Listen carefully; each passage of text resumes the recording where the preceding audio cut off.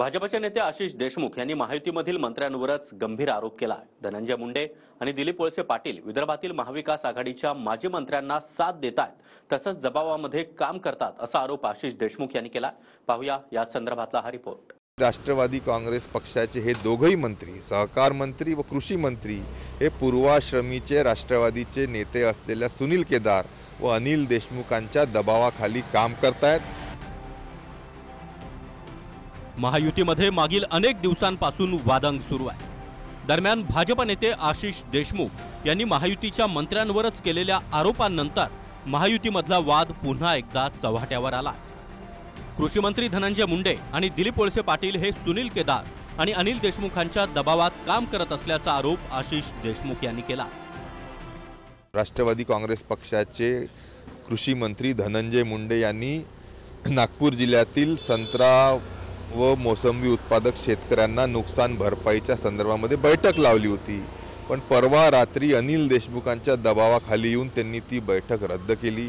म्हणून आमचं म्हणणं हे आहे की राष्ट्रवादी काँग्रेस पक्षाचे हे दोघही मंत्री, सहकार मंत्री व कृषी मंत्री हे पूर्वाश्रमीचे राष्ट्रवादीचे नेते असलेल्या सुनील केदार व अनिल देशमुखांच्या दबावाखाली काम करतात आणि त्या माध्यमातून विदर्भातील शेतकऱ्यांवर अन्याय होतो आहे।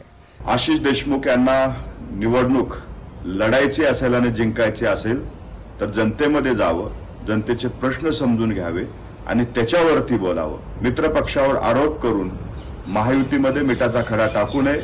तुमची पार्श्वभूमी हे सातत्यानं आपल्या जवळच्याच लोकांवरती आरोप करून प्रसिद्धी मिळवण्याची राहिलेली आहे। त्याच्यामुळे आरोप करत असताना आपण कुणावरती करतोय याचं भान त्यांनी ठेवावं। दरम्यान आशिष देशमुखांनी कृषी मंत्री धनंजय मुंडे आणि सहकार मंत्री दिलीप वळसे पाटलांवर कोणते आरोप केलेत ते पाहूया। नागपूर जिल्हा मध्यवर्ती सहकारी बँक घोटाळा प्रकरणी सहकार कायद्यानुसार सुनील केदार आरोपी आहेत। दरम्यान या प्रकरणी इतर दोषी संचालकांकडून प्रस्तावित वसुलीच्या प्रकरणामध्ये वळसे पाटील वारंवार सुनावणी टाळून सुनील केदार यांना साथ देत आहेत। तसंच 12 सप्टेंबर रोजी विदर्भातील संत्रा आणि मोसंबी उत्पादक शेतकऱ्यांसाठी मंत्रालयात बैठक बोलावण्यात आली होती, मात्र अनिल देशमुख यांच्या दबावाखाली धनंजय मुंडे यांनी ती बैठक अचानक रद्द केली असा आरोप आशिष देशमुख यांनी मुंडे आणि वळसे पाटलांवर केला। आशिष देशमुखांनी महायुतीच्या मंत्र्यांवर केलेल्या आरोपांनंतर विजय वडेट्टीवार यांनी महायुतीला टोला लगावलाय। तसंच आशिष देशमुखांचा बोलवता धनी वेगळाच असेल असा दावाही वडेट्टीवार यांनी केला। आशिष देशमुखांची भूमिका त्यांची स्वतःची आहे की पक्षाची आहे हे त्यांनी पहिल्यांदा स्पष्ट करावं। त्यांची वैयक्तिक भूमिका असेल तर तो विरोध स्वाभाविक आहे, पक्षाची भूमिका असेल तर मागचा बोलविता धनी वेगळा आहे। तुम्ही त्या नेतृत्वाला संपवण्यासाठी वाटेल ते ज्या पद्धतीचा प्रयत्न चालले आहेत त्यामध्ये जर आत्ताची भूमिका आशिष देशमुखांची किंवा त्यांचं म्हणणं जर असेल तर हे हास्यास्पदच आहे असं मी म्हणतो। दरम्यान महायुतीमध्ये शिंदे गटाचे मंत्री गुलाबराव पाटील आणि तानाजी सावंत यांच्या वक्तव्यानंतर देखील वाद निर्माण झाला होता।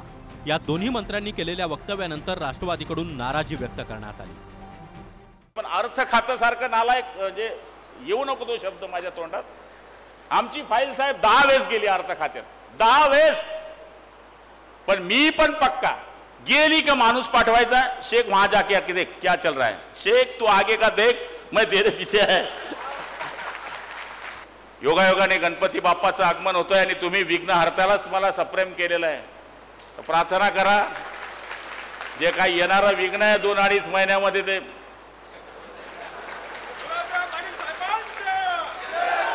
काँग्रेस आणि राष्ट्रवादीचं माझं जमलेलं नाही। शिकत असल्यापासून आजपर्यंत ती वास्तव जसं एनर्जी म्हणतोय पुढे खाली उलट्यावर चालवतात त्या अवस्था आहे।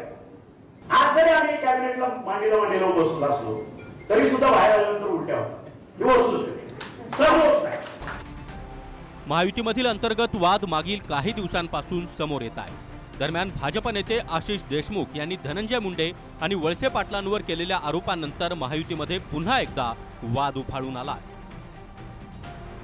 सुनील ढगे, TV9 मराठी, नागपूर।